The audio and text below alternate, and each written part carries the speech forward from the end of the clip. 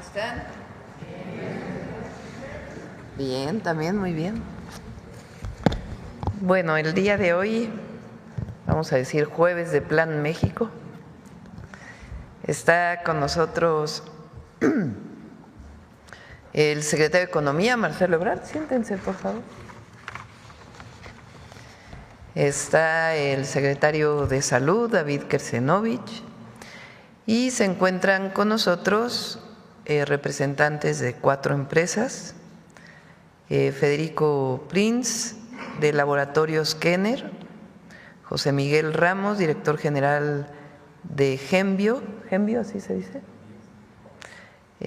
Efrén Campo López, presidente ejecutivo de Grupo Neolfarma, Diego Antonio Campo Gutiérrez de Velasco, director de innovación de Grupo Neolfarma, y Luz Astrea Ocampo Gutiérrez, directora general del Grupo Neolfarma también. Y vamos a hablar de inversión en la industria farmacéutica en México, empresas mexicanas que han decidido incorporarse al Plan México y que tienen un plan de inversiones muy importante, algunos de los cuales pues ya van a dar resultados muy pronto. Entonces le doy la palabra primero al secretario de Economía, luego al secretario de Salud, para que nos explique también la importancia desde la perspectiva del sector salud de que se fabriquen los medicamentos en México, y luego a cada uno de los representantes de las empresas, si les parece. Bueno, vamos con Marcelo. Con su permiso, presidenta. Bueno, muy buenos días a todas, a todos. Brevemente señalar, informarles que el día de hoy se anuncian inversiones de empresas en el campo farmacéutico. Este campo es muy importante por 2 razones y le importa mucho a la presidenta de México en la estrategia del Plan México. La primera razón es que México necesita aumentar su autosuficiencia, tecnológicamente hablando, en todo lo que tiene que ver con los fármacos. ¿Recuerdan ustedes la experiencia del COVID-19? Tuvimos que traer las vacunas, en fin, muchos medicamentos. Entonces, se ha seguido trabajando para que tengamos autosuficiencia. Las empresas que hoy nos acompañan, que son Kenner, Genbio, Alfarma, Biogente, Neolsim, son empresas que han estado desarrollando en los últimos años diferentes soluciones importantes para el país. Debo decir que el secretario de Salud ha sido un promotor principalísimo, le voy a ceder ahora el uso de la palabra, porque cada una de las innovaciones que se presentan por parte de la industria farmacéutica nacional tiene implicaciones cualitativas de gran alcance. Tiene que ver con cambios, saltos relevantes para nuestro país.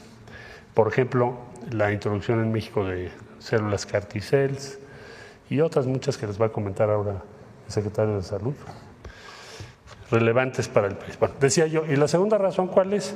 Que es el campo económico donde percibimos, evaluamos, sabemos que México puede crecer más rápido. Tenemos todo para hacerlo, está muy bien diagnosticado, tenemos la plataforma para crecer 4 o 5 veces en esta administración, y el día de hoy lo que se va a presentar es el primer paso en esa dirección. Entonces, con el permiso de la presidenta, le pediría yo al secretario de Salud su participación. Con su permiso, presidenta. Buenos días a todos y a todas. Como decía el secretario Marcelo Ebrard, el anuncio de estas inversiones se da en el contexto de la nueva política de fomento industrial y de innovación en salud del Plan México que está impulsando nuestra presidenta en conjunto con la Secretaría de Economía. Yo quisiera resaltar el tipo de estas inversiones. Todas ellas son con algo original para el país. Por ejemplo, escucharán ustedes el desarrollo de cómo aprovechar el plasma para convertirlo en fabricación de albúmina, de inmunoglobulinas, de factores de coagulación y todo eso lo que significa es que es la primera planta que hay en Latinoamérica al respecto y es la sexta planta a nivel mundial. Otra de las cosas que escucharán es la producción de lo que nosotros llamamos API, que son las sustancias que se emplean para poder fabricar los productos medicinales en México. Y junto con eso, pues otras que verán dentro de unos momentos.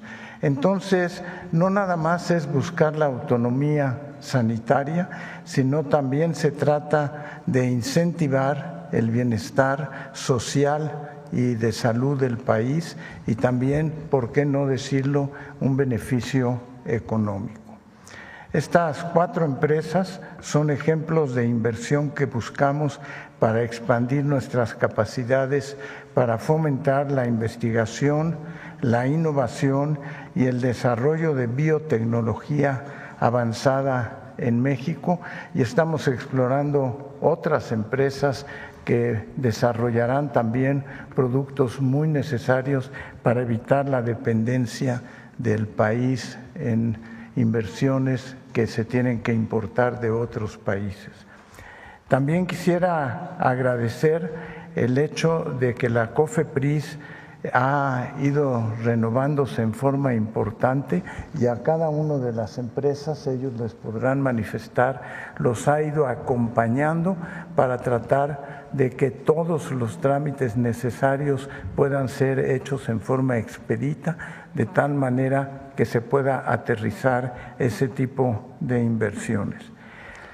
Y terminaría diciendo que todas ellas están haciendo investigación en salud en México y eso va de acuerdo con el Plan México de la presidenta Sheinbaum de que desarrollemos una mayor capacidad en investigación y desarrollo de productos originales en México. Así es que, pues, agradecerle a las empresas que nos acompañan el día de hoy y agradecerle a la presidenta por la confianza. Gracias. ¿Quién va primero? ¿Quién? Adelante.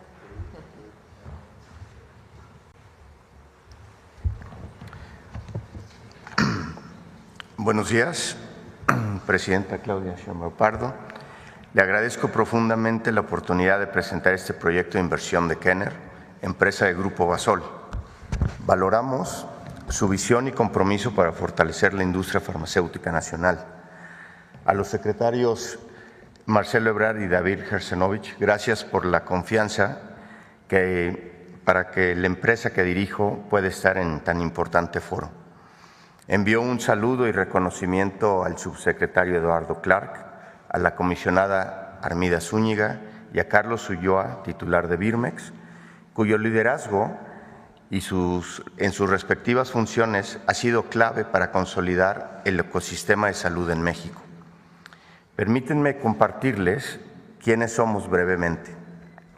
Kenner es una empresa farmacéutica mexicana con más de 65 años de historia, ubicada en el Parque Industrial Toluca 2000.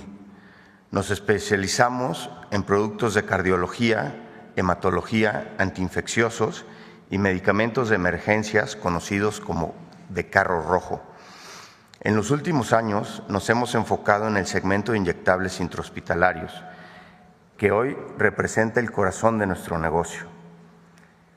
Presidenta, hoy queremos anunciar con orgullo un plan de inversión de más de 5,180 millones de pesos, que incluyen la expansión de nuestra planta para triplicar la capacidad instalada, con apertura prevista en el primer trimestre del 2027.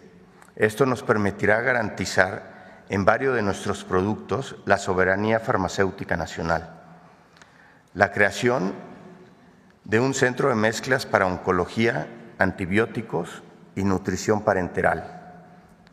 También servicios integrales de anestesia, así como inversión para nuevos registros sanitarios para medicamentos estratégicos para el país y, muy importantemente, un centro de producción local de células CAR T-cells de tercera generación, única en Latinoamérica, que colocará a México a la vanguardia de la medicina personalizada. Estos proyectos generarán cerca de 800 empleos directos especializados y alrededor de 2,000 empleos indirectos, impulsando el desarrollo económico y social del país. Presidenta, como ve, nuestros planes están totalmente alineados al Plan México y con su visión de un país más próspero, incluyente y con bienestar para todas y todos. Hoy, más que nunca, la soberanía farmacéutica es fundamental para reducir la dependencia del exterior en el abasto de medicamentos críticos. México tiene una oportunidad histórica para poder fortalecer sus capacidades productivas, atender su mercado interno y consolidarse como una plataforma de exportación confiable para toda América. Con visión, decisión y colaboración entre el sector público y privado, estamos seguros de que México puede convertirse en una potencia farmacéutica regional. Por eso, Presidenta, nos honra invitarle desde ahora a que nos acompañe en febrero de 2027 para inaugurar la planta de medicamentos estériles inyectables más moderna y productiva del país. Una instalación de clase mundial, símbolo del compromiso de la industria nacional con la salud, la innovación y el futuro de México. Muchas gracias por su atención. Muchas gracias.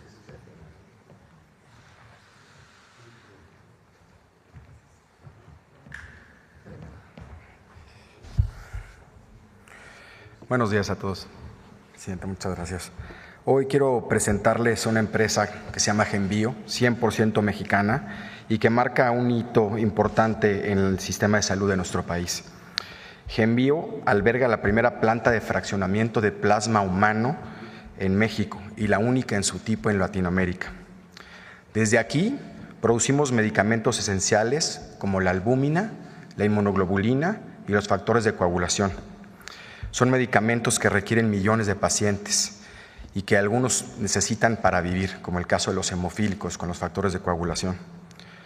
Lo más importante es que estos medicamentos se elaboran a partir del plasma humano captado mayormente en instituciones públicas y privadas del país, de tal manera que se puede alinear el perfil genético del paciente mexicano, con esto garantizando la seguridad y eficacia de los productos.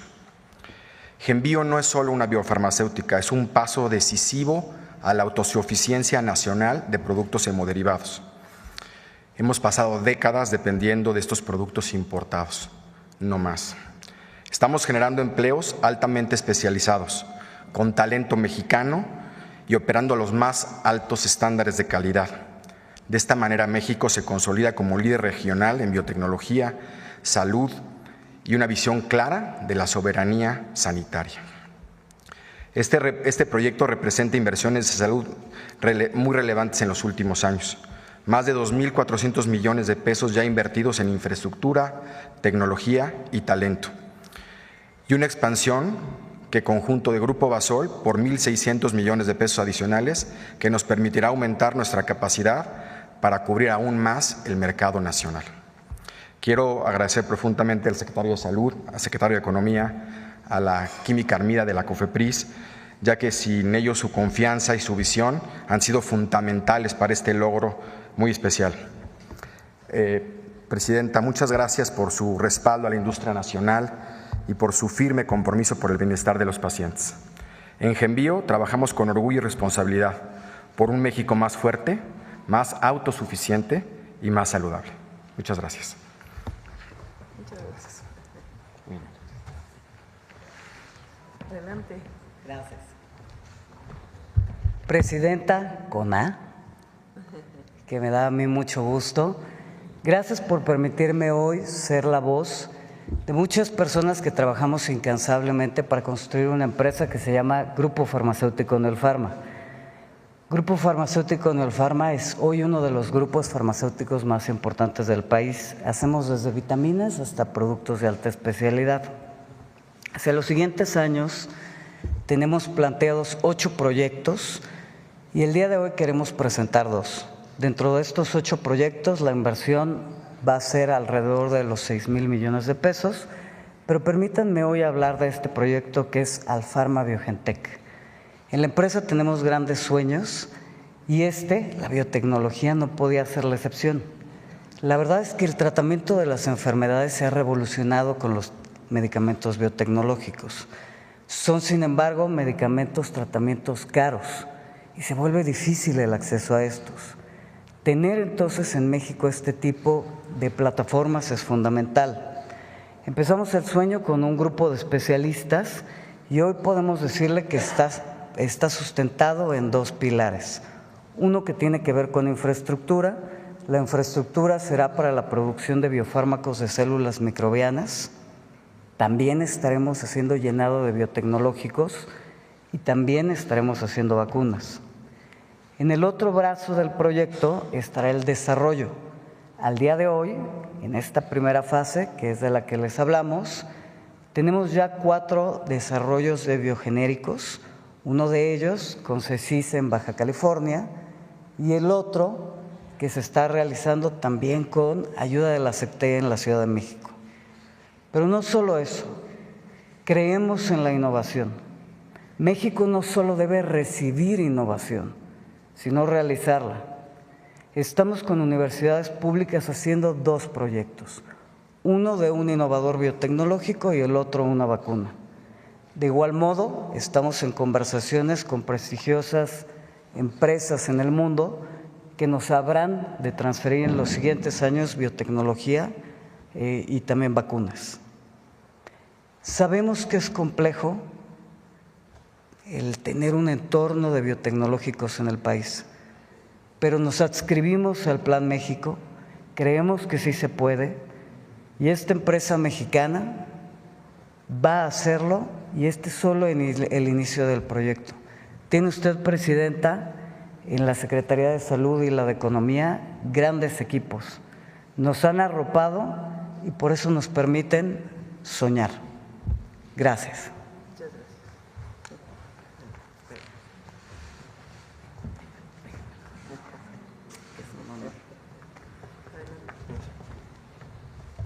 Con su permiso, señora presidenta.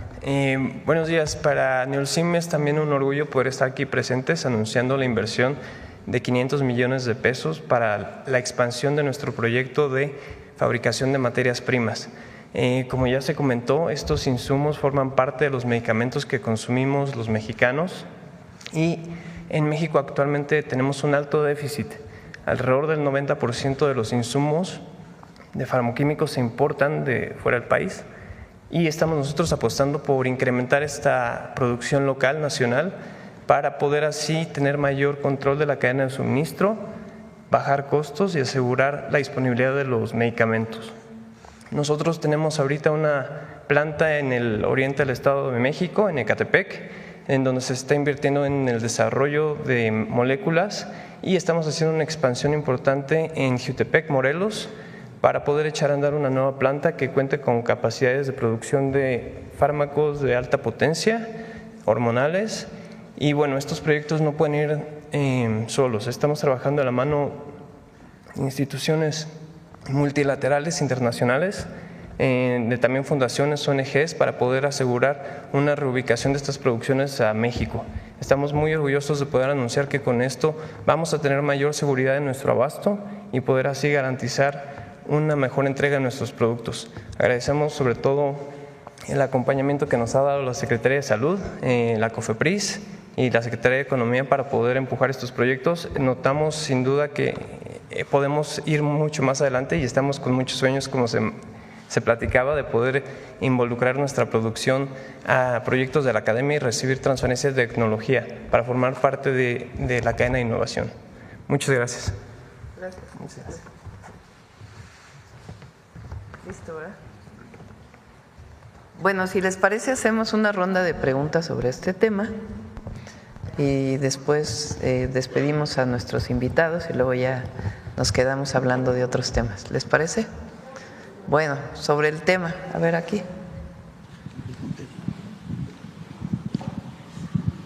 Buenos días, Presidenta. Eduardo Esquivel Ancona, Domo de Cristal. Lo primero que les quería preguntar, si tienen contemplado también inversión extranjera en estos laboratorios, porque qué bueno que son empresas mexicanas que están invirtiendo, pero yo creo que haría falta más oferta de otras empresas y pues la tecnología, sobre todo en Asia, tienen mucho, la India y China los tienen acaparado la producción, sobre todo de materias primas para los laboratorios. Entonces, esa sería mi pregunta. Sí, a lo mejor, David, ¿quieres platicar? Sí, se me pasó a hacer el comentario. Estas no son las únicas empresas. Lo que es importante es cómo la industria farmacéutica nacional va a apoyar el Plan México, pero también estamos contemplando inversiones de laboratorios fuera de México que participarán. En fechas próximas vamos a estar informando de que en vez de que se produzcan en el extranjero, se produzcan en México. O sea, que haya coinversión en la producción y se desarrolle entonces la industria farmacéutica en México como un polo de desarrollo económico, pero además un polo de desarrollo de investigación. En el programa del Plan México, en los distintos polos industriales que se va a establecer, la idea es que además se establezcan centros académicos que vayan fortaleciendo el desarrollo de la industria. Pero sí, la inversión de la industria no nomás es nacional, sino también del extranjero, pero en producción en el país. Muchas gracias. En una segunda, sobre este tema del Plan México, hace unos días el Senado de los Estados Unidos aprobó el plan fiscal de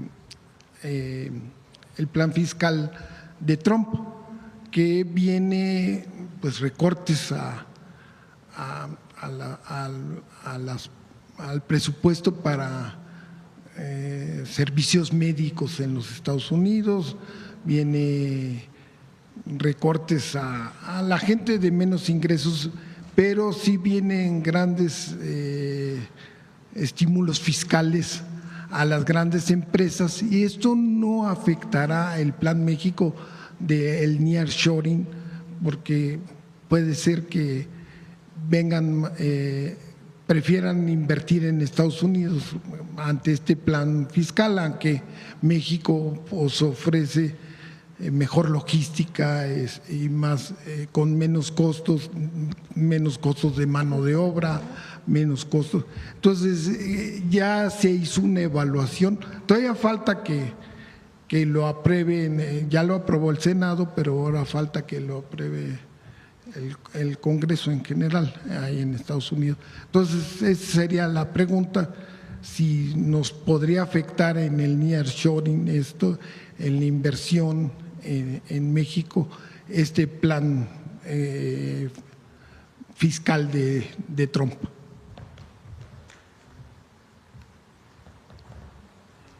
Con su permiso, presidente.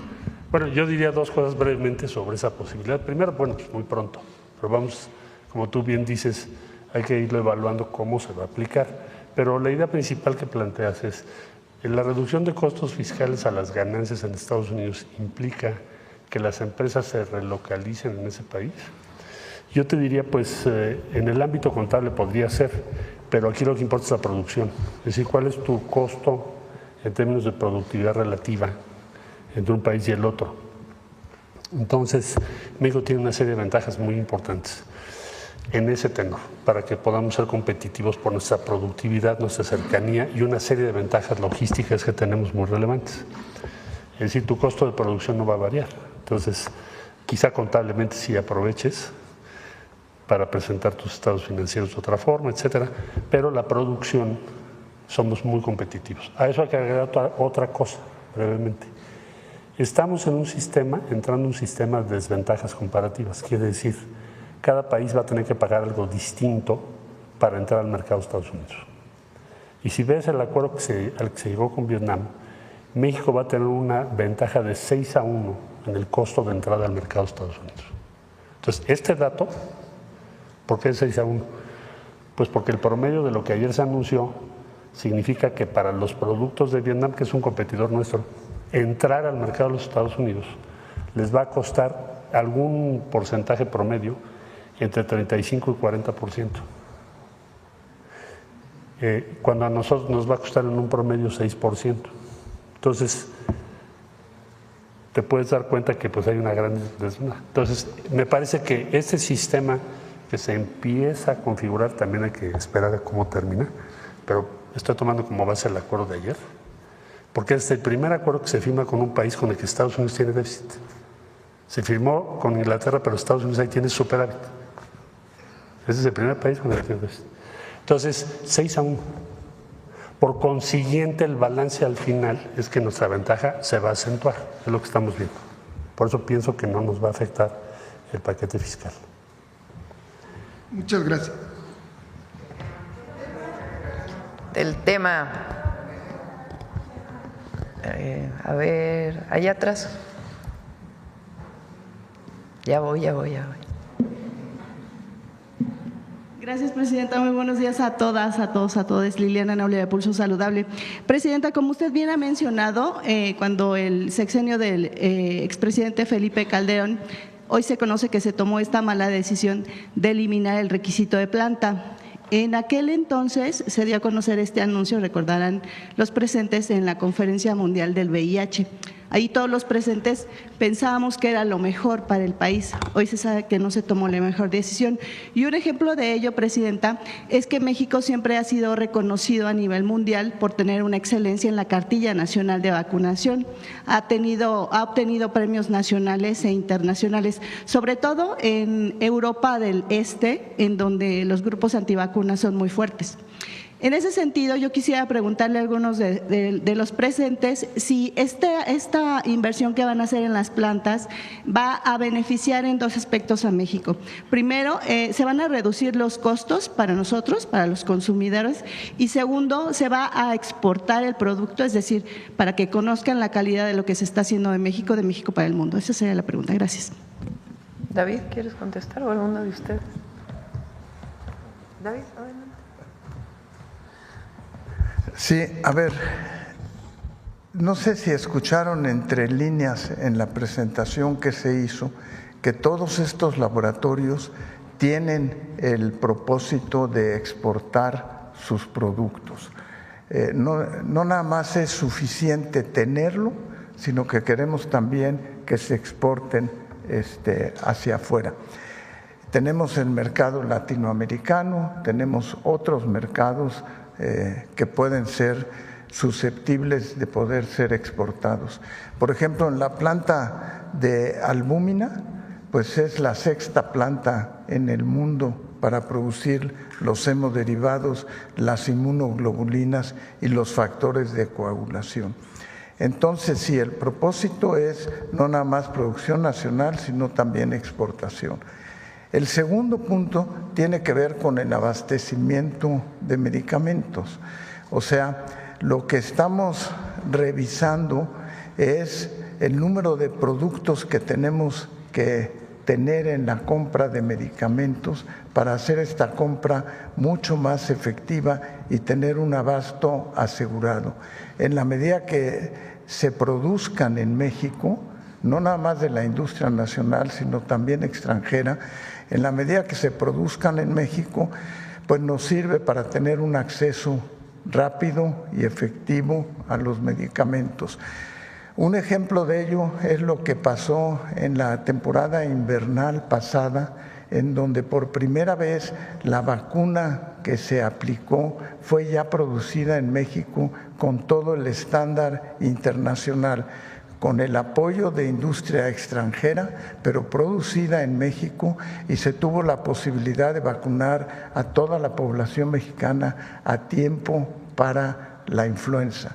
Entonces, no más que no quiero decir los próximos, pero la idea sí es que se produzcan en México y tengan entonces la disponibilidad de favorecer el abasto, pero con un componente muy importante, y es pensar siempre en innovación y en exportación. Para que podamos exportar tiene que tener un componente de innovación original que permita entonces su exportación. Gracias. Gracias, presidente. Con su permiso, presidenta, quizá ponerle un ejemplo para la pregunta que hace respecto a costos y acceso, que hemos venido trabajando con David ya hace tiempo. Las inmunoterapias a base de CAR T-cells, simplemente como no las producimos, se aplican muy poco y son inalcanzables los costos. Es una nueva metodología respecto al cáncer. En primer lugar, la leucemia, en donde además tenemos prevalencia mayor, sobre todo en grupos de edad infantiles. Entonces, significa lo que se está anunciando que vas a poder producir en México esto. Quiere decir en precio ¿qué? Que lo que hoy te cuesta $250,000, cuando menos, lo puedas hacer accesible a la población en México.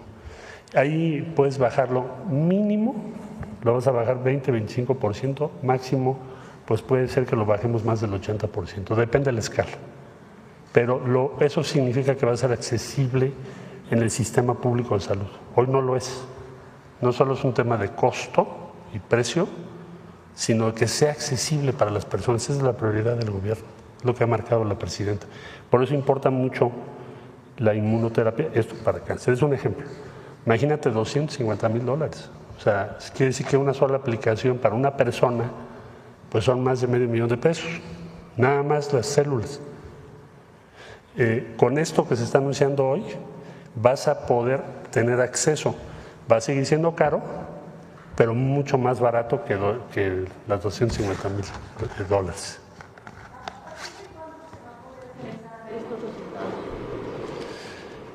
No sé si quieras tú fijar la empresa que va a hacer las cárceles, ¿qué plan tienen? Nosotros estamos trabajando con nutrición y el Instituto Politécnico Nacional, pero por lo que hace a la empresa, pues los dejo a ellos que nos digan.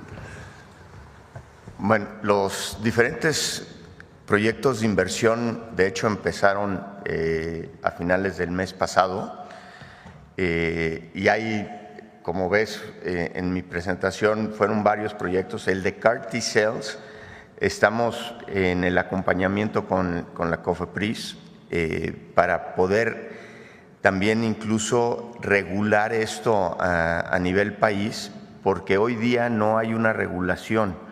Entonces, desde ahí se está trabajando, pero una vez que esté todo el marco que necesitamos, esto será relativamente rápido. En 6-9 meses deberíamos de poder estar sacando tratamientos una vez aprobado, digamos, los planos y cómo debe de funcionar el centro de producción de CAR T-cells. De nada.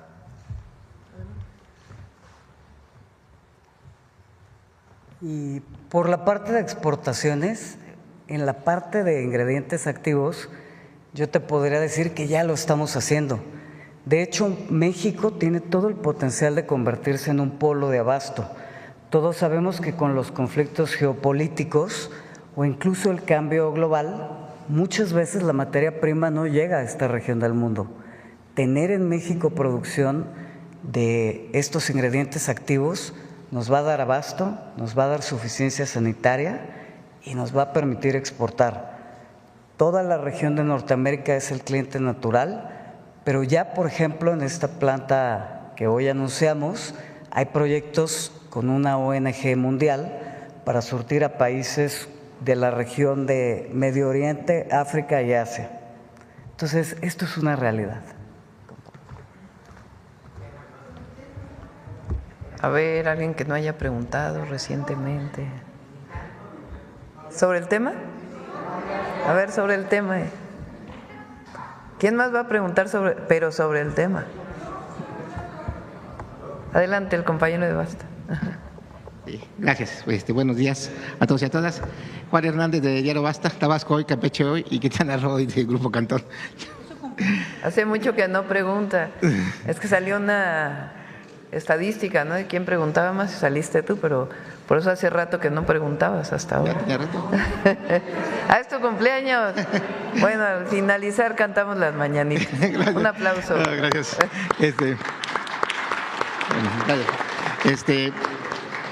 Bueno, uno de los objetivos principales del Plan México es precisamente llevar, no solamente atraer la inversión, sino llevar que esta inversión se vea reflejada, en este caso las comunidades, se vea reflejada en los estados.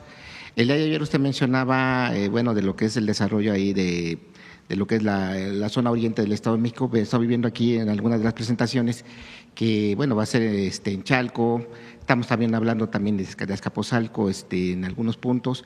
Pero me gustaría preguntarle en específico a los de los laboratorios, ¿cómo van a trabajar para que se vea reflejado estas inversiones en el bienestar de estas zonas en donde ustedes van a invertir?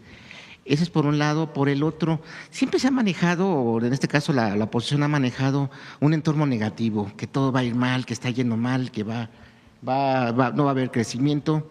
Sin embargo, ustedes están apostándole aquí al país, le están apostando a un modelo económico que lleva a bienestar social a la población.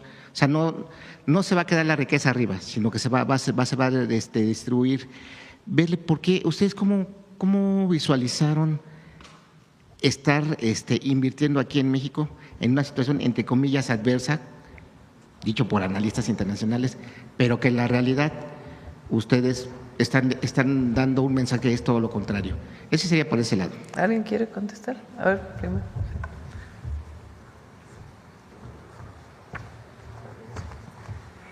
Con respecto a materias primas, puedo decir que México no se encuentra en desventaja. Estudios hechos por el Banco Mundial ubican que las cadenas productivas a escala global están muy dispersas y no todos los países cuentan con la infraestructura necesaria. México se encuentra, de hecho, en una posición privilegiada. En el continente, por ejemplo, estamos arriba de, por ejemplo, Brasil en el número de productores de principios activos y pues tal vez nada más Brasil, Argentina y México tienen capacidades. Hay una muy larga tradición en el país de fabricación de estos farmacoquímicos y sin duda podemos exportar. Tenemos, de hecho, ya algunos de nuestros productos que exportamos van con el API que se hace en México. Entonces ya estamos en esa exportación. Dentro del tema de cómo impactar favorablemente a la comunidad, dentro del Grupo Neopharma tenemos una política de sostenibilidad que busca justamente cómo maximizar el impacto positivo de nuestras operaciones, minimizando el negativo. En estas plantas, por ejemplo, estamos invirtiendo en energía verde, fotovoltaica, para reducir nuestras emisiones. Estamos incorporando procesos de química verde. Estamos también vinculándonos con instituciones académicas para que sea un centro de trabajo para los químicos, biotecnólogos, biomédicos que se están formando en el país, que puedan venir a elaborar con nosotros, a transferir su conocimiento y madurar tecnologías. Estamos buscando también parte de nuestra responsabilidad social, hacer entornos respetuosos, equitativos, igualitarios, que busquen la integración de diferentes sectores de la población para poder así representar mejor a la comunidad. Y bueno, estamos haciendo mucho esfuerzo en la difusión de temas de salud mental, que es nuestro principal centro, porque creemos que es importante poder no solamente abastecer un medicamento, sino también ayudar a romper con los tabús y impulsar una salud integral en el país. Entonces son proyectos que van ligados en la cadena de innovación, siendo un centro donde puede llegar la innovación para madurarse, para tener ese impacto social de reducir costos, mejorar el abasto, pero también para poder generar espacios de trabajo seguros y respetuosos. Muchas gracias. Y finalmente, ¿cuánto estiman que va a crecer la industria farmacéutica a lo largo de este sexenio, con el Plan México? Eso sería todo. Muchas gracias. Cuando, como bien mencionó la compañera hace un ratito, la participación de la industria farmacéutica que produce equipo médico, medicamentos, material de curación, en México cayó muchísimo a partir de una decisión de cambiar la ley de salud. Esa decisión se toma en el sexenio de Calderón y es que ya no exista la necesidad de que el que le venda medicamentos al gobierno tenga una planta en México. Eso se quitó de la ley y entonces comenzó a caer la industria farmacéutica. Por una razón, pues se empezó a importar todo. ¿Qué pensamos nosotros y en qué consiste el Plan México? El Plan México quiere decir producir más en México, quiere decir hecho en México. Eso es el Plan México. Y tiene una estrategia para fortalecer distintos sectores en el país que nos permitan producir más en México, para el mercado interno y también para la exportación, aun cuando pues es distinto el 2025 de lo que fue el 2024 por la llegada del presidente Trump a los Estados Unidos, que tiene una política distinta de fortalecer también la producción en Estados Unidos de distintos insumos. Pero para nosotros es fundamental que se produzca más en México, en particular en la industria farmacéutica, por un tema también de soberanía. Lo decía el secretario de Economía, Marcelo Ebrard, cuando viene la pandemia, resulta que en México no se producía ni los cubrebocas, no se producían, bueno, no se producen todavía muchos de ellos, el hisopo para tomar la prueba que nos hicieron, pues yo creo que a todo México, para saber si teníamos COVID o no. Todo eso se importa. Entonces, ¿qué queremos? Pues en una situación de vulnerabilidad frente a una pandemia, frente a otra situación, pues no queremos estar dependiendo de un solo fabricante en el mundo, pues que tiene la competencia de todo el mundo para poder enviar sus exportaciones. Queremos que se fortalezca la producción nacional frente a situaciones de riesgo, pero también para el fortalecimiento de nuestra economía. Entonces, ¿cómo se fortalece la producción nacional? Pues uno tiene que ver con las compras nacionales. El gobierno compra en 2 años, vamos a destinar pues alrededor de, ahora ya son menos porque se ha ahorrado bastante de lo estimado, pero 250,000 millones de pesos en 2 años, entre material de curación y medicamentos. Pues no puede haber fuerza más importante que esa para que se compre principalmente a lo que se produce a nivel nacional. Ya no pusimos el requisito de planta, lo que pusimos es que en la siguiente licitación pues va a haber un puntaje que va a decir si lo fabricas en México pues vas a tener ventajas en la licitación o en la subasta inversa con la cual se compran los medicamentos. Esa es una parte. Pero la otra tiene que ver también, como bien lo decía el doctor Kersenovich, con la innovación. México tiene de los mejores científicos a nivel internacional en temas de medicina. Están todos los institutos nacionales de salud con los mejores investigadores, investigadoras, no solo de México, sino del mundo. Está el Instituto Mexicano del Seguro Social, que hace muchísima investigación. Están incluso las propias industrias farmacéuticas nacionales que hacen investigación privada, está la Facultad de Medicina de la UNAM, están las facultades de medicinas de muchas universidades públicas, es decir, hay muchísimos investigadores a nivel nacional, químicos, biólogos, bioquímicos, ingenieros, biotecnólogos y médicos y médicas que hacen mucha investigación. Entonces, lo que queremos también es que haya innovación en México. Para eso, pues tiene que mejorarse la COFEPRIS y muchos otros temas. Y que esa innovación que se haga en México, pues permita los mejores medicamentos para las y los mexicanos y también, pues para exportarlos a otros lados del mundo. Entonces, sí queremos que la industria farmacéutica de empresarios nacionales y empresas extranjeras que quieran invertir en México, pues se convierta en uno de los ejes de desarrollo de nuestro país. Pues es difícil estimar qué porcentaje del PIB, pero sí va a representar un porcentaje importante, pero además recientemente leí que ya nosotros siempre hemos dicho que el PIB no solo es el único indicador de medición del desarrollo, son muchos otros indicadores.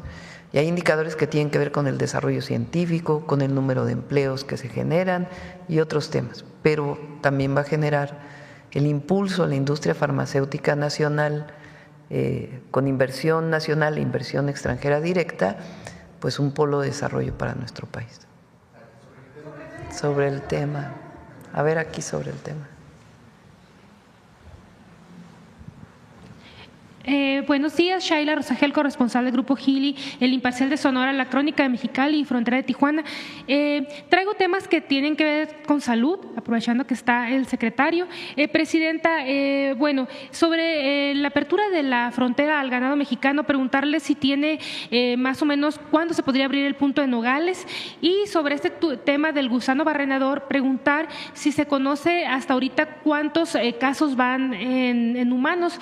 Yo revisé, creo que la semana anterior, en la semana epidemiológica, iban 23 casos en humanos. No sé si nos puedan dar el dato ya más actual. Sí, el número de casos por gusano barrenador está cerca de 30 casos. Sin embargo, y lo he mencionado aquí en la mañanera, ninguno de esos casos es mortal. Todos lo que requieren es un lavado quirúrgico para sacar las larvas. El problema con el gusano barrenador es un problema fundamentalmente de tener una herida, no cuidar la herida y que se contamine, que llegue la mosca y deposite sus huevecitos, se convierten en larvas y después se caen y desaparecen. Y es un problema más de higiene, y es lo que estamos fomentando, el cuidado de no tener heridas abiertas, descubiertas, y tener heridas limpias. Pero otro aspecto muy importante es que en ningún caso se acompaña de mortalidad, es nada más un problema de higiene. Muchas gracias. Sobre el punto de apertura de Nogales. Si quieren, invitamos al secretario de SADER para que pueda platicarles cómo ha estado la negociación con Estados Unidos, cuándo se va a poner la productora de insectos o de mosquitos, no sé cómo se diga. Moscas, son moscas, no son moscas, perdón, moscas. La mosca. De insectos, vamos a dejarla así. En México, cómo se va a instalar. Si quieren, ya damos una mañanera para explicar todo ello. Muchas gracias, Presidenta. En un segundo tema, Presidenta, el 6 de agosto se cumplen 11 años del derrame de metales pesados de la mina Buenavista del Cobre en el río Sonora. Preguntarle cómo van los trabajos con la empresa para que se resuelva el problema del río, y en el tema de salud, si tienen contabilizados a los habitantes del río Sonora con problemas de salud derivados de esta contaminación generada en aquel entonces, y qué enfermedades se han detectado en los habitantes de ahí del río Sonora. Preguntarle si la empresa será a cargo de los afectados en salud con alguna indemnización o seguimiento. También te lo voy a dejar para otra mañanera, porque estamos trabajando en ello. Es un equipo de trabajo que está hablando con la empresa, pero también con las comunidades. Lo coordina la Secretaría de Gobernación, está la Secretaría de Medio Ambiente, por supuesto, está Conagua, está Trabajo y está, por supuesto, el gobernador de Sonora. Entonces ya pronto espero poder informar qué vamos a hacer para beneficio de Sonora, particularmente de la afectación que hubo, y en cuanto participa la empresa, que tiene que participar. Y en materia de salud, ¿nos podría dar algunos datos el secretario? También ese día informamos, si te parece. Bueno, muchas gracias. Ya por último, en un tercer punto, Baja California registró una menor inversión en el sector maquilador, de acuerdo con datos de la Secretaría de Economía. Según explican empresarios, es parte del impacto de las medidas de Estados Unidos en la economía de esta región, que depende pues de la interacción con el país vecino. Preguntarles si hay algún plan para impulsar o compensar desde la Federación a las entidades que, como Baja California, han visto un menor dinamismo en su economía. El impacto de los aranceles, y no solamente de los aranceles, sino del ambiente generado a partir de las nuevas medidas que toma Estados Unidos, pues ha tenido algunos impactos en México. Justamente el Plan México lo que busca en distintos sectores y distintas regiones de nuestro país, pues es compensar esas posibles pérdidas que se puedan generar por un momento de incertidumbre. De todas maneras, nosotros creemos, y lo platicamos mucho en el gabinete, que va a llegar un momento en que esto se asiente y continúe la producción para la exportación en Estados Unidos. México sigue siendo muy competitivo para la exportación y el acuerdo final al que lleguemos con Estados Unidos pues va a permitir que la economía en nuestro país continúe exportando, que fue uno de los elementos centrales del desarrollo de los últimos 30 años, pero también que busquemos otros mercados, que es uno de los elementos del Plan México, y cómo la producción nacional y el consumo nacional pues compensan también una parte de estas exportaciones. Entonces, está saliendo los datos, por ejemplo, ahora de abril, de mayo, y va a tener sus algunos impactos, pero se está destapando la construcción en México, por ejemplo, pública y privada, y todo ello va a ir compensando a lo largo del segundo semestre alguna afectación que se pudiera haber generado por una situación de incertidumbre pues generada por los Estados Unidos. Esta situación la viven pues prácticamente todos los países del mundo. Aprovechando que está el secretario de Economía, preguntar si viene algo para Baja California. Hace poco pues presentaron los 15 polos, no estaba Baja California, si viene algún anuncio importante para la entidad. Con su permiso. Bueno, como se presentó aquí con la presidenta, cuando explicamos lo de los polos, esta primera etapa, pues están ya 14 entidades federativas, pero tenemos propuesta del resto de las entidades federativas. Hay una comisión intersecretarial, evaluamos, tiene que haber un predio de carácter público, de preferencia, o en la sociedad, y bueno, pues seguramente vamos a tener también la propuesta de Baja California. Ya le daríamos a conocer en su oportunidad, en la segunda etapa, que es pronto. A usted. Vale la pena decir que durante mucho tiempo, si ustedes recuerdan, se dijo que la mejor política industrial era no tener política industrial. Durante todo el periodo pues neoliberal y el momento más álgido, se decía no tiene sentido tener política industrial porque hay que comprar donde sea más barato. El gran tema es el libre comercio. Nosotros sí tenemos política industrial y sí creemos en la política industrial. Creemos en la política pública, creemos que debe haber planeación en el país. Eso no significa que todo lo deba hacer el Estado, jamás hemos pensado eso. La iniciativa privada es fundamental para el desarrollo de nuestro país. Lo que queremos es que haya una política industrial que le dé una visión de largo plazo a nuestro país, igual que una política en turismo y en otros sectores. Eso es el Plan México. Entonces, a diferencia del pasado, donde una situación así hubiera generado, pues imagínense en cómo pensaban, hubiera sido un momento en donde no se hubiera sabido hacia dónde moverse. Nosotros, desde que entramos, dijimos, tenemos un plan, y ese plan es desde el gobierno, pero es compartido con la iniciativa privada y con la gente, para que haya un desarrollo industrial en nuestro país, en sectores que dejaron de ser importantes y en sectores innovadores que nos permitan a México una visión de largo plazo. Esa es la gran diferencia. Bueno, del tema, una más del tema, porque acá no fue tan del tema, ¿verdad?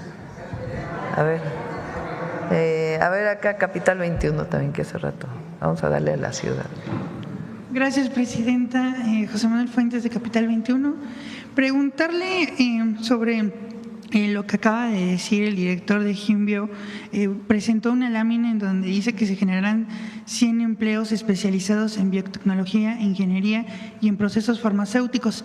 Preguntarle al director si se van a considerar los egresados de las universidades públicas que usted también ahorita acaba de comentar, presidenta. Gracias.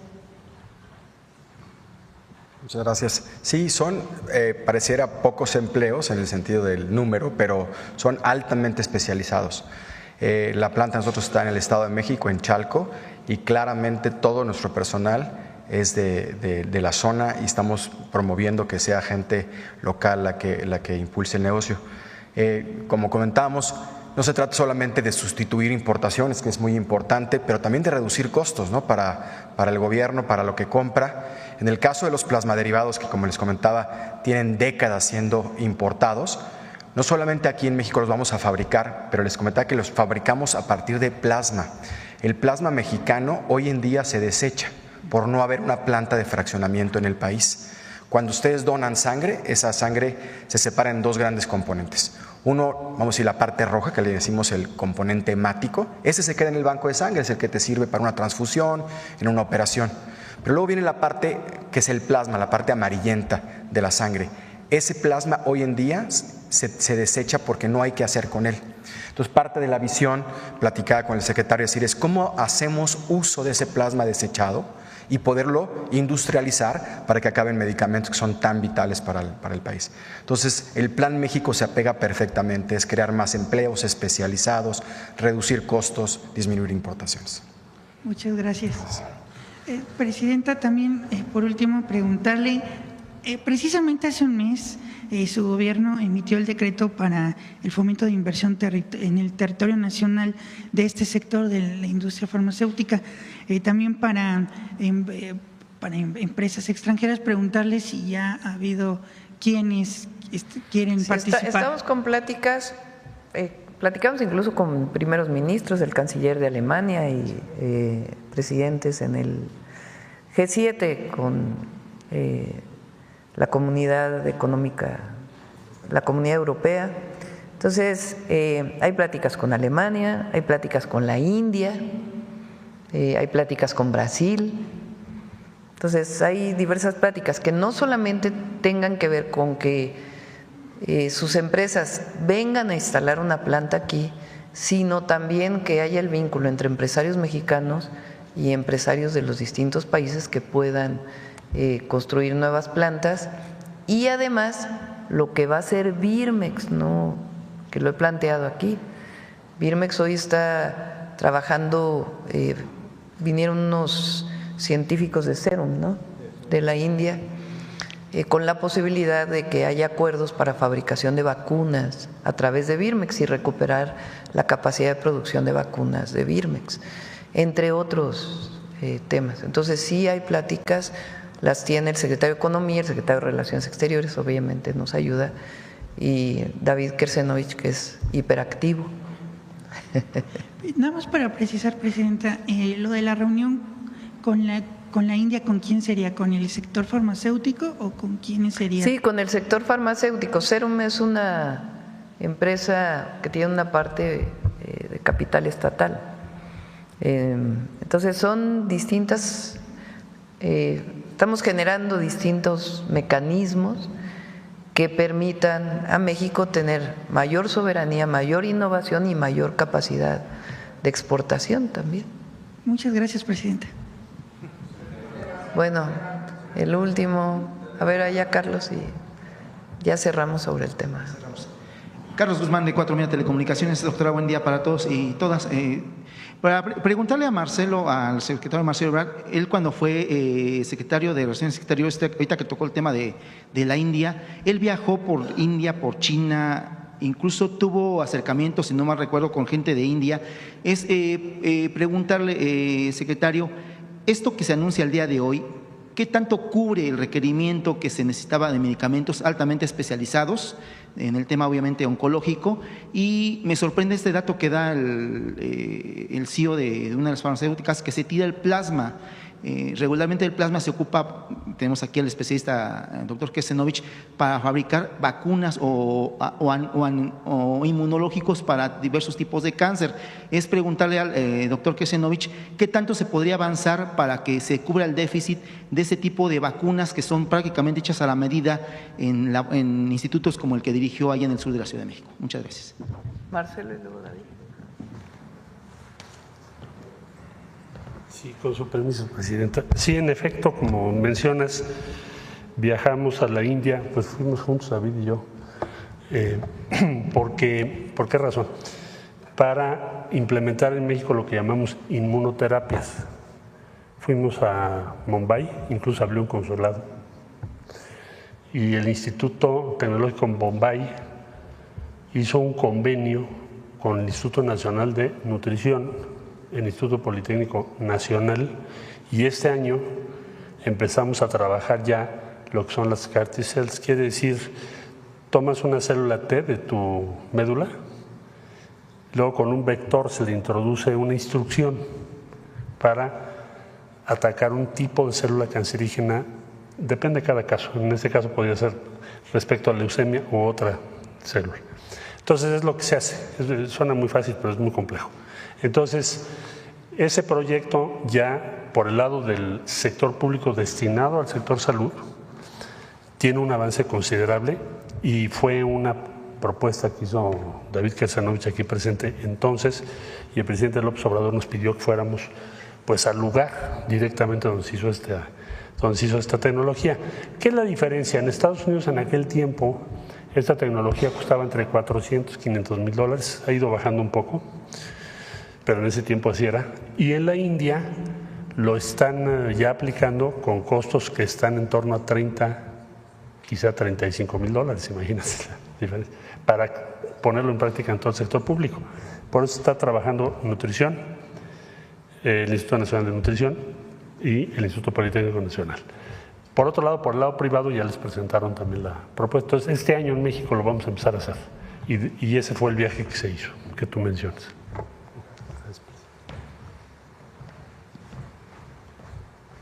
En relación al plasma, es precisamente lo que se ha comentado. Cuando se fracciona la sangre se usan los glóbulos rojos. También se usa el plasma, nada más que el plasma tiene una vida media de 3 semanas. Se puede guardar en el refrigerador y se puede usar. Todo aquello que viene después de 3 semanas es lo que se desecha. En México nos cuesta alrededor de 150 millones de pesos desechar el plasma. Y precisamente esta planta lo que hace es que ese plasma que ya caducó en el sentido de poder ser transfundido a un paciente, no se deseche, sino que se utilice para preparar albúmina, inmunoglobulinas y factores de coagulación. No es fácil. Por eso les decía que hay 5 plantas a nivel mundial y no hay ninguna en Latinoamérica. Y también cuando hicimos la evaluación del costo con el laboratorio, resulta que nos vamos a estar ahorrando millones de pesos en el costo que pagamos a la importación de esos productos. Y no siempre la hay. Por ejemplo, durante la pandemia tuvimos un verdadero problema en conseguir esos productos. Entonces es evitar el costo de tener que deshacer, eliminar, incinerar el plasma. Segundo, utilizar el plasma mexicano que tenemos. Aproximadamente el 50% de las donaciones de sangre se tira ese plasma, se desecha, 50%. Y tener la posibilidad de tener abasto en México y además mucho más barato. Y en relación a las células CAR T-cells, si puedo añadir un comentario, es pensar en la innovación a futuro. El tratamiento del cáncer actualmente es con quimioterapia o inmunoterapia, pero lo que viene es el tratamiento personal con células que se editen genéticamente. Estas CAR T-cells con una sola inyección, y es más costo-beneficio, una vez que están tratadas en el laboratorio y editadas genéticamente, se le ponen al paciente que con leucemia, fundamentalmente, y con eso basta para que se curen las personas en más del 50%. Entonces, ese es el aspecto muy importante, la innovación que va a traer un beneficio, un costo-beneficio y mayor calidad y seguridad. Gracias. Ya nos vamos a quedar con este tema toda la mañanera. Está muy interesante. Bueno, a ver aquí adelante que nos preguntamos. Luego vamos para acá. Presidenta, buenos días. Soy Teremora Guillén, corresponsal del canal de las noticias que se transmite en el estado de Chihuahua, en Juárez y en los municipios fronterizos de Tijuana y Mexicali. Presidenta, quiero preguntarle, ¿el gobierno federal intervendrá en el caso del hallazgo el pasado 26 de junio de 383 cuerpos en el crematorio Plenitud, ubicado en la colonia Granjas Polo Gamboa, en las afueras de Ciudad Juárez, Chihuahua? ¿Y habrá nuevas acciones para supervisar a este tipo de negocios? Sí, es un caso especial. Yo pediría ahí que lo informara el Gabinete de Seguridad. Lo atiende la Fiscalía del Estado de Chihuahua. Y para mayor información esperamos al Gabinete de Seguridad, porque se difundió un tema, en realidad tenía que ver con otros temas también. Entonces, para que se dé el balance global, el martes viene el Gabinete de Seguridad y les pedimos que ahí nos expliquen este caso. Y, perdón, una pregunta respecto al tema del día de hoy. ¿Se va en todo este proyecto y en el Plan México y la industria farmacéutica, se va a contar con el Centro Nacional del Genoma Humano? Bueno, existe el instituto. El Instituto del Genoma Nacional Humano. de Genómica. Ajá. Ya existe. ¿Pero lo van a utilizar en eso? Son parte de los institutos nacionales de salud. La INSAE pues es institutos de tercer nivel que además tienen investigación de muy alto nivel. Igual el Instituto Mexicano del Seguro Social y otras instituciones públicas y privadas tienen investigación en salud y por supuesto que son parte de todo este desarrollo. Muy bien. Presidenta, ahora volviendo a Ciudad Juárez, cayó verdaderamente un diluvio, incluso ya se implementó el plan DN3.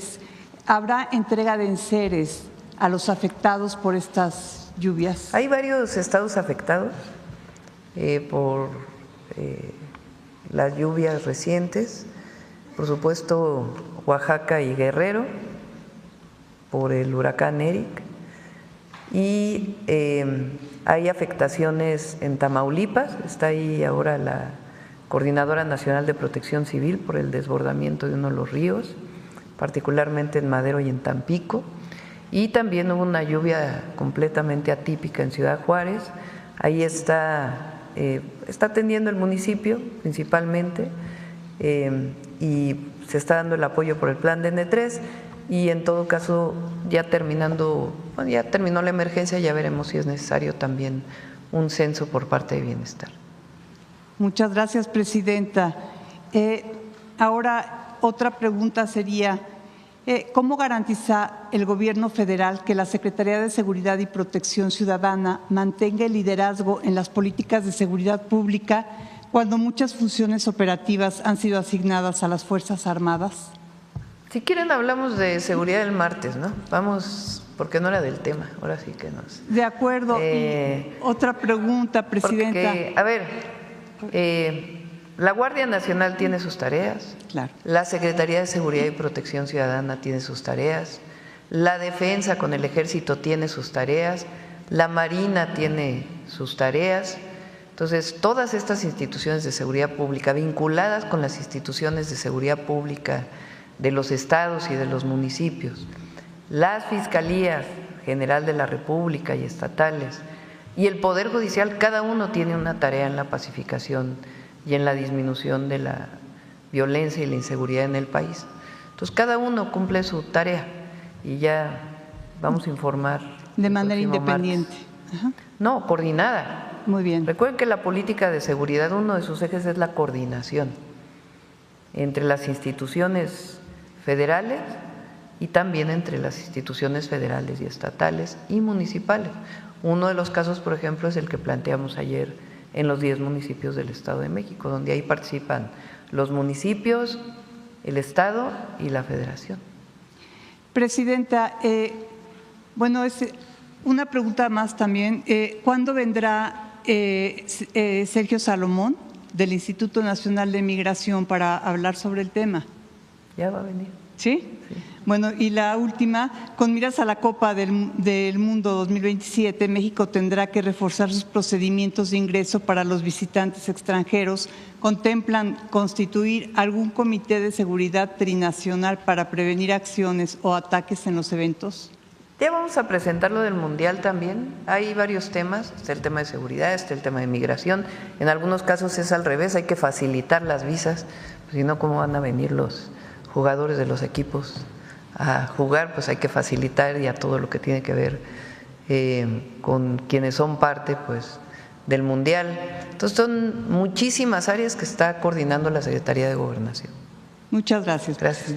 A ver, ahora sí del tema, y si no, pues ya, pero del tema, de veras, del tema, a ver acá. Presidenta, qué gusto saludarla. Ramón Ramírez Gutiérrez, de Noticieros El Reloj. Preguntarle sobre el tema, Presidenta. Bueno, vengo de Oaxaca, tenía otros temas, pero ahorita es importante.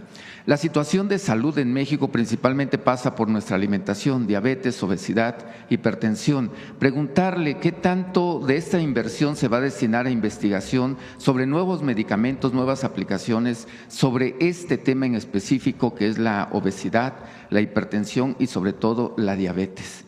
La insulina, que todavía sigue siendo un problema, la forma de aplicarse la insulina, si ya se está pensando otra forma de cómo aplicarse este medicamento. Sí, usted acaba de preguntar sobre los padecimientos más frecuentes en México.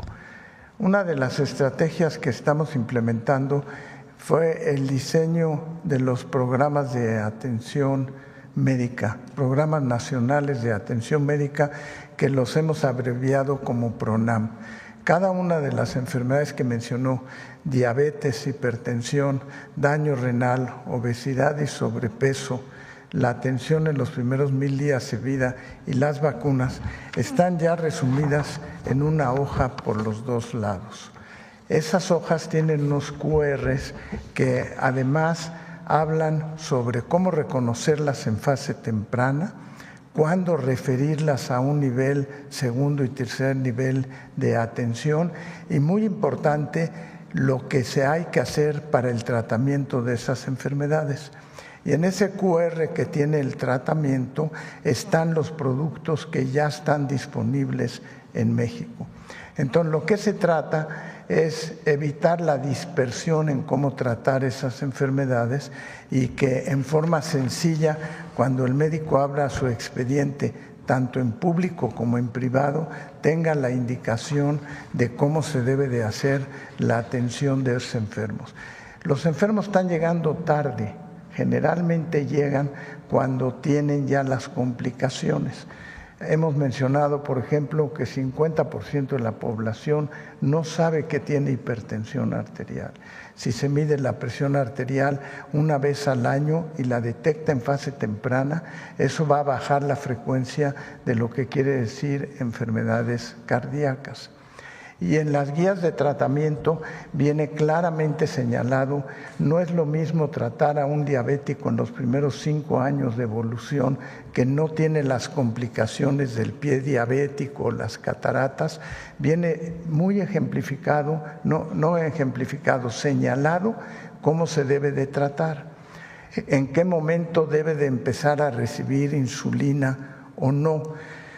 Porque como está en muchas veces, el médico tiene el criterio de poder decidir sí o no el empleo, pero con estos protocolos de atención queda claro cuándo debe de recibir la insulina. ¿Qué tipo de insulina es la que debe de recibir? También quede señalado. Queda señalado, por ejemplo, en estos protocolos, y aquí lo hemos presentado, cuando en un niño o una niña hay que detectarle tempranamente su leucemia. La leucemia en países muy avanzados tiene 80% de posibilidades de curarse. Nosotros andamos alrededor del 60%. ¿Por qué? Porque llegan tarde. Entonces, es a través de esos protocolos nacionales de atención médica que estamos incidiendo y estamos preparando actualmente todos los que tienen que ver con los padecimientos neoplásicos, precisamente también para atenderlos. Ah, sí, y otro muy importante es el programa de salud casa por casa, que está orientado fundamentalmente a las personas de 60 o más años de edad y además a las personas que viven con alguna discapacidad. Esas personas difícilmente van a ir a la atención médica con la pertinencia en que tienen que ir a la atención. En el programa Salud Casa por Casa, la presidenta y el Bienestar han contratado alrededor de 20,000 médicos, enfermeras y enfermeros que van a ir a visitar a esas personas con la frecuencia que se requiere, entre 1 y 3 meses la visita. Pero además, la misma enfermera o enfermero que visitó a una persona va a ser la que se va a encargar de seguir visitando a esa persona.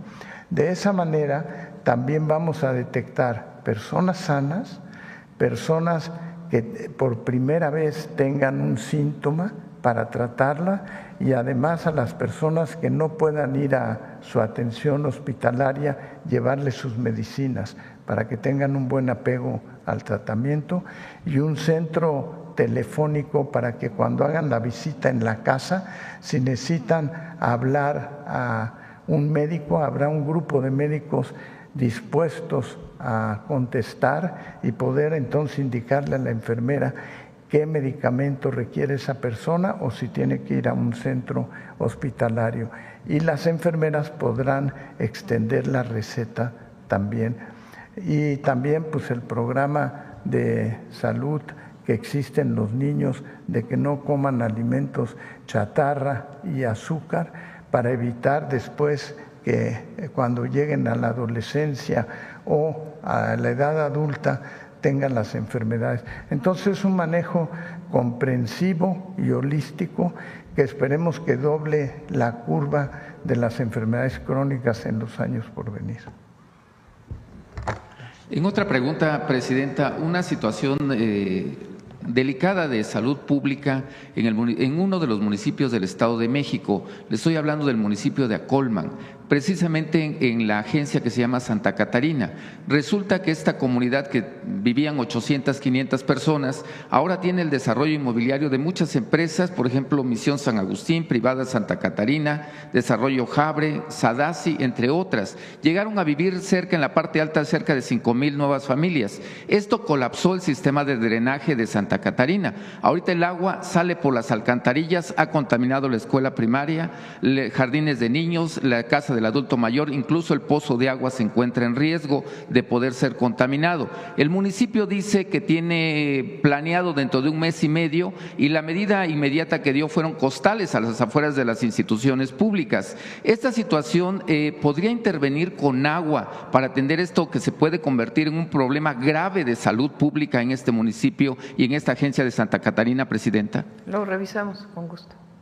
Bueno, y ya por último, la obligación, en Oaxaca estamos de fiesta, es la Guelaguetza, saber si usted va a asistir a la fiesta máxima de identidad de los oaxaqueños.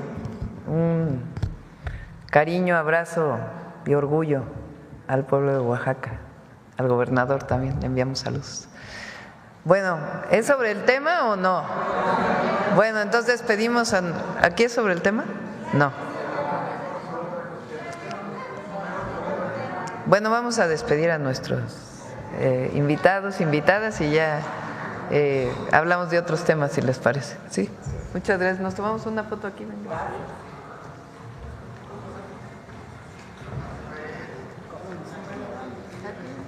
Ya me voy a poner las mujeres aquí, sí, también, por favor. Véanse más para acá.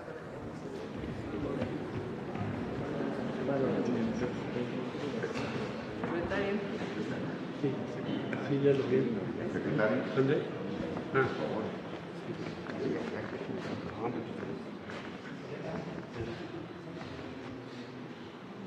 Ah.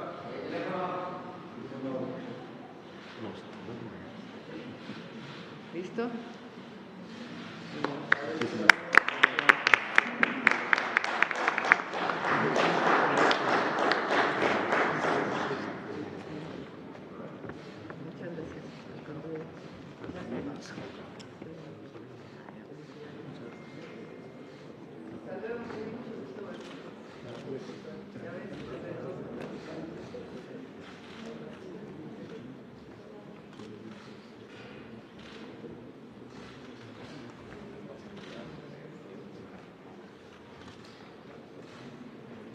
Gracias a todos.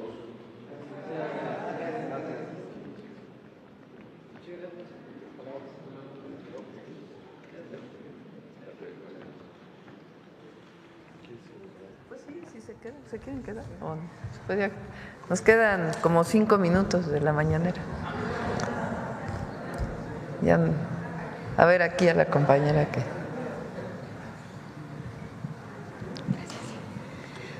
Hola, buenos días. Soy Fernanda López Castro de Infobae México.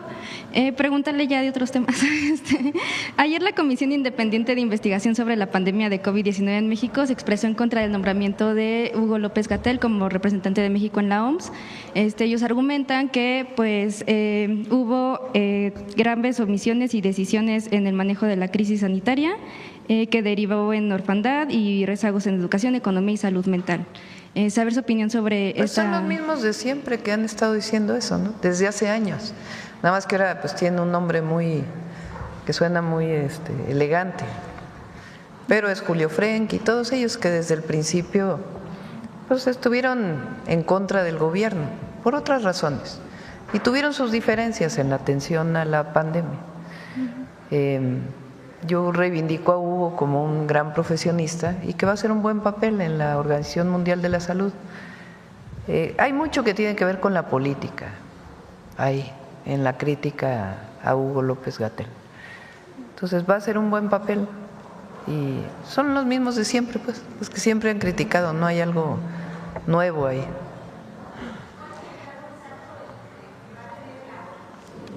¿Cómo se llama? Tú sabes, Marcelo, exactamente, no es la representación de México ante la OMS, sino son las representaciones que tiene México en Ginebra a distintas instituciones y ahí está a la Organización Mundial de la Salud.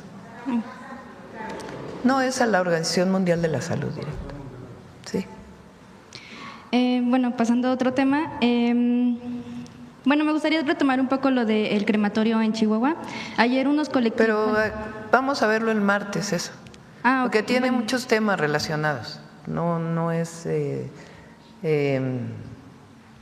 para 2 minutos de respuesta. Entonces el martes que viene el Gabinete de Seguridad, si quieren tocamos ese tema.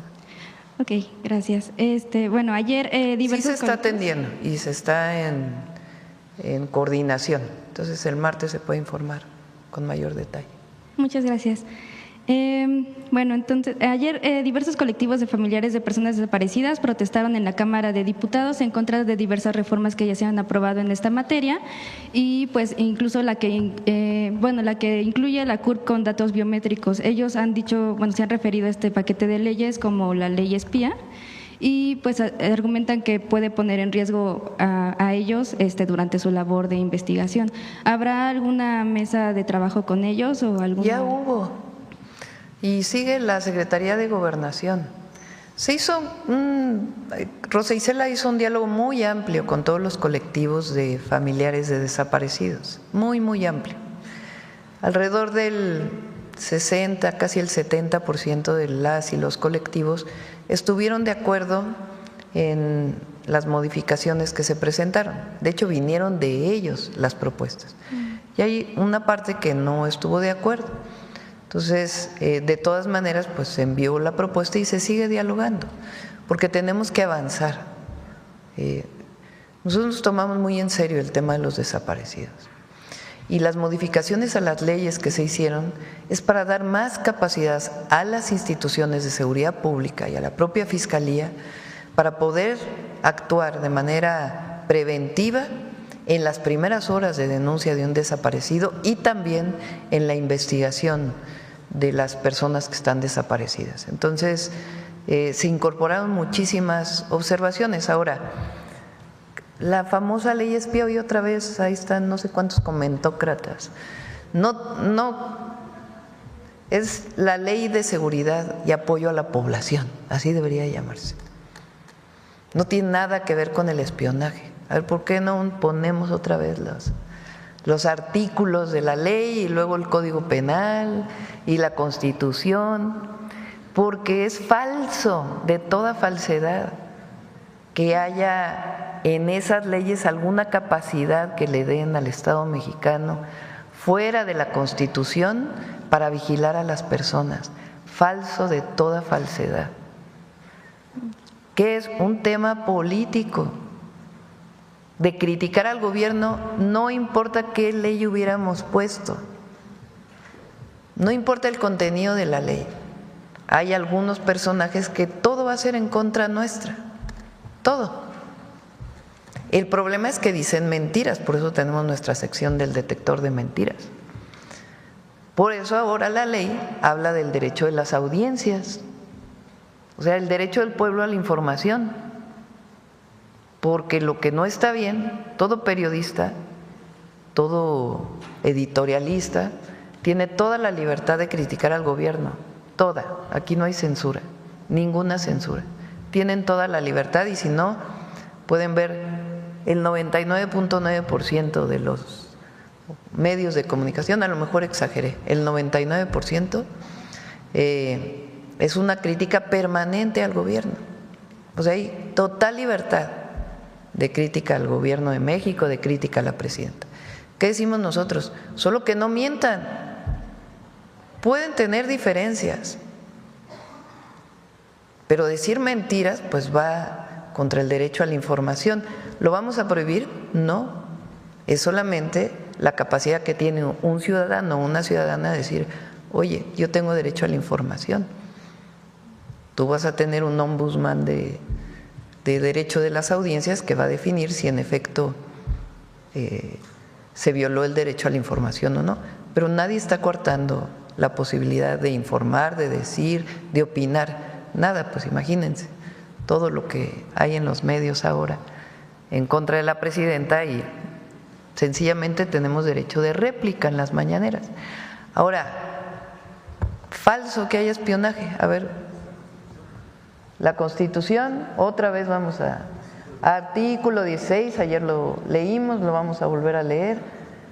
Las comunicaciones privadas son inviolables, eso dice la Constitución, y las leyes que se aprobaron están en el marco de la Constitución, porque así es nuestra estructura jurídica.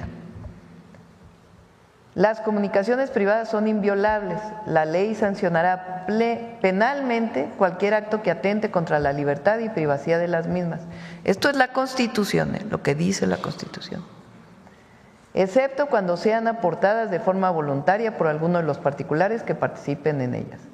El juez, es decir, él y la jueza, el juez valorará el alcance de estas siempre y cuando contengan información relacionada con la comisión de un delito. En ningún caso se admitirán comunicaciones que violen el deber de confidencialidad que establezca la ley. Vamos a las leyes.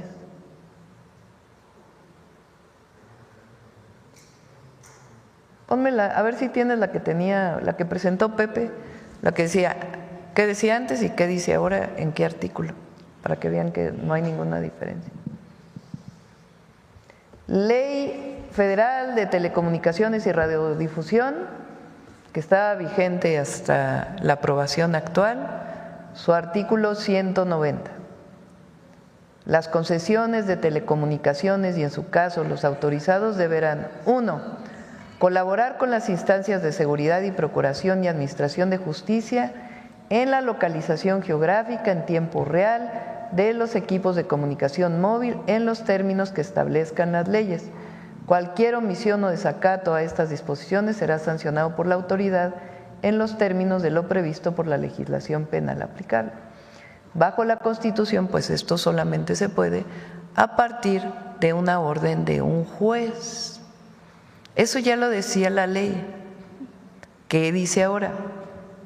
Artículo 183, cambió porque hay nuevas cosas. Colaborar con las instituciones de seguridad, procuración y administración de justicia en la localización geográfica en tiempo real de los equipos terminales en los términos que establezcan las leyes. Cualquier omisión o desacato a estas disposiciones será sancionada por la autoridad en los términos de lo previsto por la legislación penal aplicable. Lo mismo que ya estaba en la ley, solo cambió de artículo.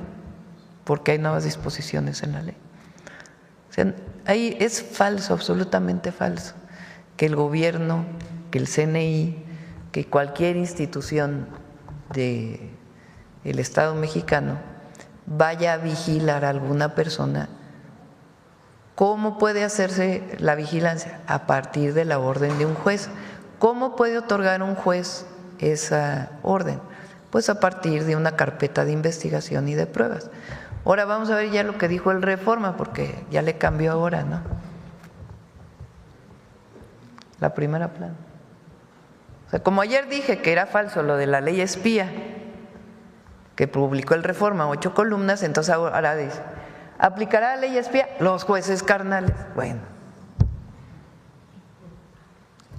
¿qué tiene que tener un juez para poder dar una orden? Pruebas de una carpeta de investigación. ¿Quién la hace? La Fiscalía. ¿Quién puede coadyuvar con la Fiscalía? El Sistema Nacional de Seguridad, de Inteligencia e Investigación, la Secretaría de Seguridad Pública, estatal o federal, pero tiene que mediar el Ministerio Público y la orden de un juez. ¿Y el juez cómo lo hará? Bajo pruebas de una carpeta de investigación. Siempre además el acusado o el que cometa, el presunto delincuente, pues tiene derecho a un juez, siempre, a un abogado defensor. Muchas gracias, presidenta. Bueno, pasando a otro tema, el fin de semana pasado se viralizó una lista de casos de embarazos en los que había una gran diferencia de edad entre la madre y el padre, incluso había menores de edad de 10, 11 años hasta los 17, 20 y los padres de 40, 60, hasta 90 años, ¿no? Venía de la Secretaría de Salud y quería saber si es un tema que se haya tocado en su gobierno, si hay alguna acción en contra de estos casos o si se implementará próximamente y principalmente también por este llamado que hizo Olga Sánchez Cordero en relación a este tema de legalizar el aborto ya en todo el país, ¿no? Bueno, eso depende de los estados, pero lo que no es posible es que sea un casamiento con una menor de edad a menos que haya otra autorización.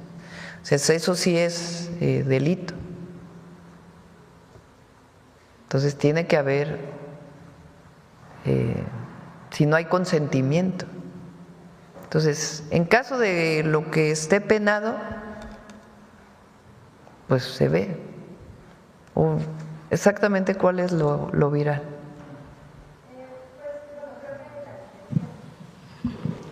Sí, bueno, que la mayoría de los casos eran menores de edad, pero bueno, infantiles, no eran embarazos infantiles. Y pues sí, o sea, la ley protege a los menores de edad, siempre. Pero en el caso, no sé, o tú, David, ¿conoces este tema? De la diferencia de edad en un matrimonio. No tanto, bueno, principalmente como el matrimonio infantil. A ver, entonces, platíquenmelo bien para poder. Es embarazo infantil. Ajá. O sea, es una. Las mamás son de 10 años, son incluso de 10 años y sale que el papá del bebé es hasta, 60, 40 pues años. Eso sí hay que revisarlo y en esos casos, son 30 casos.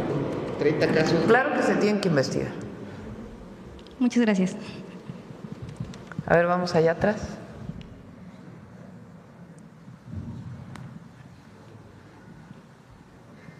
Y pueden ser casos de delito penal, por supuesto. Muchas gracias, presidenta. Yara Darcinea, de Revista Fortuna. Con estas inversiones, presidenta, y apuntalando también la exportación, ¿cómo podrían beneficiarse las compras consolidadas para 2026, las compras consolidadas de medicamentos y la presentación con certificados sanitarios muy sólidos? Ya lo platicamos también en otra. Con las inversiones que. Con Eduardo, sí. ¿Qué fue lo que cambió el decreto que emitimos? Tiene que ver con puntos. O sea, no se cambia la ley de salud, sino que tiene que ver con puntajes. Entonces, se le va a dar prioridad a aquella empresa que tenga planeada una inversión ya certera en nuestro país para poder adquirir los medicamentos. Eso es lo que fue publicado en el decreto. Allá. Ya yo creo que la última acá.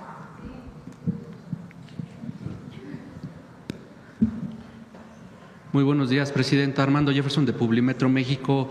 Preguntarle un poquito sobre el tema de las vacunas. Entiendo que a partir de esta inversión se van a fabricar vacunas. ¿Se nos puede mencionar cuáles serían principalmente, ya que en algunas partes de México hay brotes de tosferina y otras enfermedades que son prevenibles por este fármaco? Sí. Actualmente tenemos disponibilidad de vacuna para tosferina y para sarampión. Lo importante es que la gente acuda a vacunarse. En sarampión ayer tuvimos una reunión para expanderlo en 10 años en la edad de vacunación, ahora será hasta 49 años, y además expanderlo a los jornaleros migrantes que también son un foco de transmisión. La producción de vacunas es todas las vacunas. La idea es que todas se puedan producir en México y actualmente tenemos suficiente vacuna para aplicar. La vacunación invernal va a empezar en el mes de octubre y ahí tendremos vacuna también para influenza y tendremos vacuna para COVID con técnicas de RNA para entonces.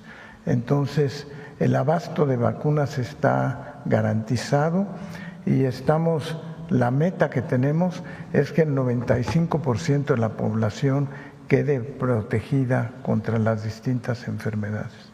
Y aprovechando que está en el micrófono, secretario, preguntarle, en países de Europa como España, Francia, se está viviendo una ola de calor intensa, ya hay 8 fallecimientos, mientras el día de ayer Argentina registró su día más frío en la historia desde 1991 y México espera una ola de calor entre los meses de julio y agosto. Preguntarle qué estrategia están tomando desde la Secretaría de Salud y qué recomendaciones le daría a la población, pues principalmente mujeres embarazadas y aquellos que padecen de padecimientos cardiovasculares, siendo que son una población de riesgo ante este cambio climático. Sí, definitivamente el cambio climático está teniendo un papel muy importante. Lo vivimos, por ejemplo, el año pasado con los casos que tuvimos de dengue y con todo lo que tuvo que ver con el cambio climático. Y en la Dirección de Epidemiología tenemos un grupo dedicado específicamente a ver los efectos que puede tener el cambio climático para tratar de prevenir desde antes lo que sucede. No es lo mismo si es una onda de calor que si es una onda de frío.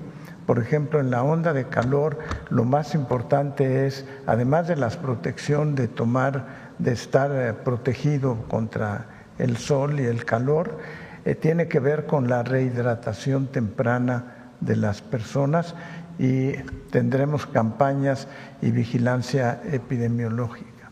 En el caso del frío también tiene que ver con distintas modalidades en donde tienen que ver lesiones cutáneas, etcétera, que hay que prevenir. Entonces, la contestación sería: la División de Epidemiología está tomando en cuenta eso y tratando de desarrollar medidas preventivas según sea el caso. En el caso de las lluvias y de las inundaciones, pues va más que nada a la prevención de lo que tiene que ser con infecciones del tracto gastrointestinal, en donde afortunadamente hasta el momento no se ha presentado ninguna de esas complicaciones en forma seria. Gracias. Y Presidenta, en otro tema, en temas más nacionales del país, pues el Estado de Nuevo León ha registrado un deceso en los crímenes, en su índice de criminalidad. En el primer semestre de 2024 registró cerca de 800 homicidios y en este primer semestre del 2025 pues se redujeron en casi la mitad. Preguntarle cómo ha sido la estrategia de seguridad con el gobernador Samuel García. Hay reducción en los homicidios prácticamente en todas las entidades de la República, con excepción de Sinaloa. Y estamos pues inclusive reforzando la estrategia para Sinaloa, que ya lo vamos a presentar también el martes. ¿En qué consiste la estrategia? Pues en los 4 ejes que hemos mencionado: atención a las causas, inteligencia e investigación, fortalecimiento de la Guardia Nacional y coordinación. Y en la coordinación, pues hay coordinación a nivel del Gabinete de Seguridad Federal con la Fiscalía y también coordinación con las entidades federativas. Y por último, su opinión sobre el tema de Estados Unidos, sobre el caso de Ovidio Guzmán. Es buena pregunta. A ver, voy a hacer preguntas sobre el caso. ¿Cómo nombró el gobierno de Estados Unidos a las organizaciones de la delincuencia organizada en México? ¿Qué ha dicho el gobierno de Estados Unidos con relación a organizaciones terroristas? ¿Y qué está haciendo?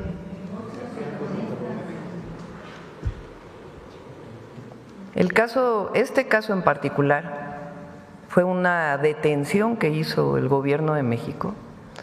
Durante esa detención fallecieron soldados mexicanos y se extraditó. Entonces, todavía se está concentrando en un juicio, pero pues sí vale la pena hacer esa pregunta, ¿no?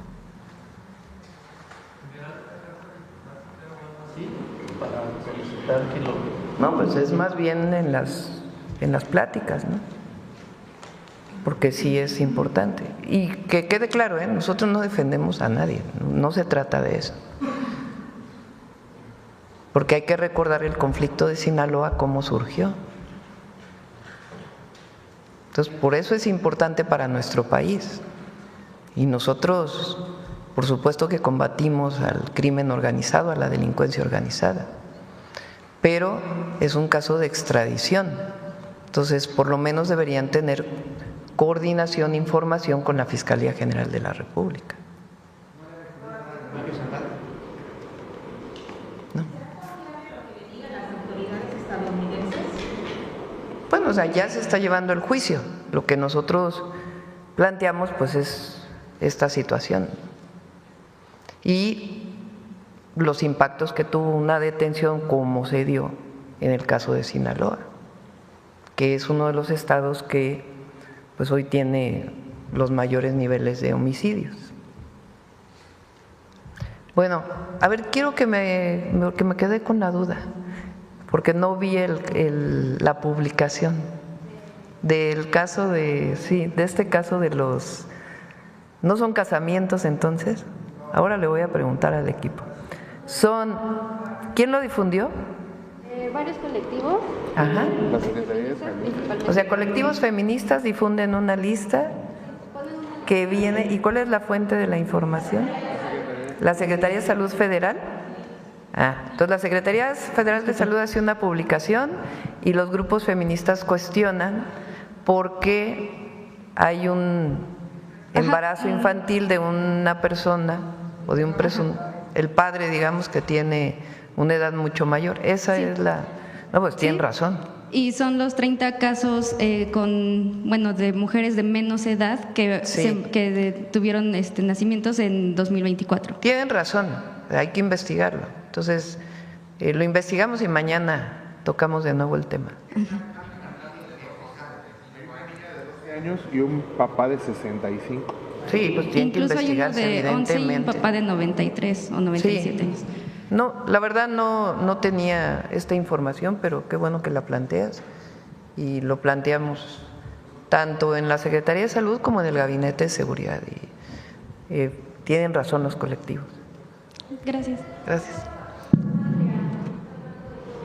Ya si quieren el día que toque salud, con gusto hablamos también de las vacunas. Bueno, cerramos porque ya son 9:21. A ver, la última aquí que no has preguntado. Está anunciando. Perdón. Gracias, Presidenta. Janet Galindo, de Grupo Transmedia. Con esta nueva inversión que se anunció, ¿cuánto es lo que Plan México hasta el momento ha anunciado, cuánto ha sido la inversión, tanto nacional como internacional, para el Plan México? Esto, gracias. Bueno, con su permiso, presidenta. Tenemos todos los proyectos listados, los hemos presentado aquí, y el día de hoy se adicionaría esta suma a lo que ya tenemos, porque nos han confirmado estas inversiones que no teníamos registradas. Es decir, el monto de hoy hay que sumárselo al que ya presentamos en una ocasión, que son en el sexenio más de 290,000 millones de dólares. Este se suma, porque no lo habíamos incluido. Pero como ya se lo confirmaron al secretario de Salud, pues por eso el día de hoy lo vinieron a anunciar. Son buenas noticias.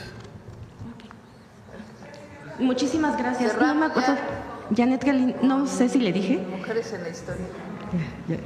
Ok. Gracias. Janet Galindo. Gracias, presidenta. Mañana seguimos. Mañana te doy primero la palabra. ¿Perdón? Hoy en la tarde tenemos reunión con varios empresarios nacionales. Perdón. Hoy en la tarde tenemos reunión con varios empresarios nacionales de distintas empresas, entre otras cosas para hablar del Plan México. Ese es el objetivo. En la tarde, alrededor de las 5 de la tarde, sí, aquí. Pues es una plática. Tenemos reuniones con muchísimos empresarios. Recientemente estuvimos con el Consejo de Negocios, estuvimos con el Consejo Coordinador Empresarial, y ahora son varios empresarios que han solicitado pues reuniones y decidimos hacer una sola reunión. Va a estar presente miembros del gabinete y el objetivo pues es seguir avanzando en el Plan México. A las 5 de la tarde. ¿Perdón? No, son diversos empresarios mexicanos, sí. Sí, adelante. Con permiso, presidente. Muchas gracias. Muy buenos días a todas y a todos. El día de hoy vamos a hablar acerca de mujeres en la prensa. En la segunda mitad del siglo XIX hubo grandes cambios en la escritura de las mujeres. El anonimato fue perdiendo terreno y dejaron de usarse los seudónimos. Así, las mujeres ya usaron sus nombres en un acto de posicionarse de manera clara y firme en el espacio público. Publicaciones como La Siempre Viva y Las Hijas o Violetas de la Náhuac, o autoras como Esther Tapia, dieron pases gigantescos para que los nombres de decenas de mujeres como protagonistas figuraran en los periódicos. Las mujeres habían conquistado así la tinta y el papel. Conozcamos a una de ellas que ayudó a consolidar la presencia de las mujeres ya no solamente en ellas, sino desde la escritura, en la prensa. Laureana Wright González fue una de las pensadoras y escritoras más influyentes de finales del siglo XIX en México.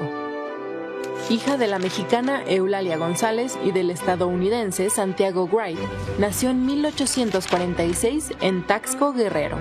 Proveniente de una familia liberal, recibió una educación poco común para las mujeres de su tiempo. Estudió francés, inglés y los llamados primeros elementos de la Ilustración.